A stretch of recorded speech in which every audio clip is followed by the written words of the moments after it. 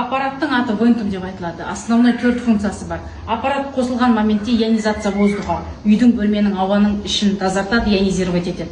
Екінші функциясы искусственный термодинамика деп айтамыз. Міне аяқты қойып отырған кезде ешқандай қызбайды, қайнамайды, ыстық емес. Бұл тек қана табанның астындағы акупунктурный точкалар арқылы, импульс терапиясы арқылы адамның температурасын искусственно 42 градусқа көтереді.